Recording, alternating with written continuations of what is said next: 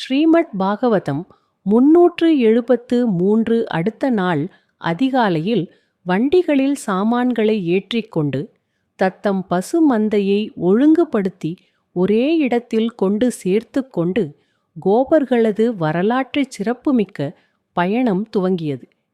முதியவர்கள், சிறுவர்கள் மற்றும் பெண்களை வண்டிகளில் ஏற்றிக்கொண்டனர்.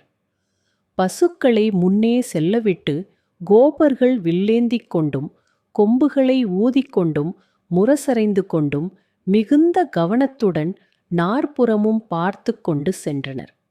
வண்டிகளில் அமர்ந்திருந்த பெண்கள் கண்ணனின் லீலைகளை அழகாக பாடிக்கொண்டே சென்றனர். யசோதை, ரோஹிணி இருவரும் கண்ணனையும் பலராமனையும் ஒரே வண்டியில் வைத்துக்கொண்டு பயணித்தார்கள்.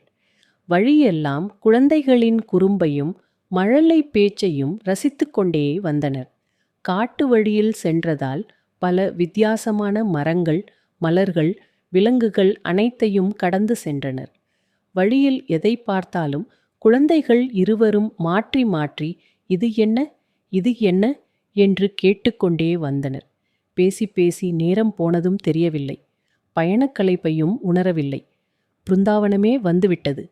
அங்கே நடுவிலிருந்த பெரிய சமவெளியின் நடுவில் நந்தன் சென்று ஒரு கொடியை நட்டார். அதை சுற்றி அரைவட்ட வடிவில் வண்டிகளை நிறுத்தினர். கோபர்கள் சென்று பசுக்கள் தங்குவதற்கான கொட்டில்களை கிடுகிடுவென்று அமைத்தனர். மாடுகளையும் கன்றுகளையும் பாதுகாப்பாக கொட்டிலில் விட்டனர். பசுக்களல்லவோ அவர்களது செல்வம், அவற்றை முதலில் காக்க வேண்டுமல்லவா?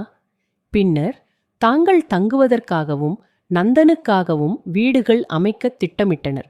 அதுவரை தற்காலிக தங்குமிடங்களை ஏற்படுத்தி கொண்டனர். பற்பல குன்றுகள் சூழ்ந்த நீண்ட நெடிய கம்பீரமான கோவர்தன மலை, ஆங்காங்கே தங்க குவியல் போன்ற மணல் திட்டுக்கள், மயில்கள், குயில்கள், அன்னங்கள் மற்றும் பல பறவைகளின் ஒலிகள் சங்கீதமாய் கேட்கும் அழகிய வனம் ஆகியவற்றைக் கண்டதும் குழந்தைகளின் மகிழ்ச்சிக்கு எல்லையே இல்லை. புதிய இடம் என்பது தவிர பிருந்தாவனத்தின் அழகும் மயக்கிற்று.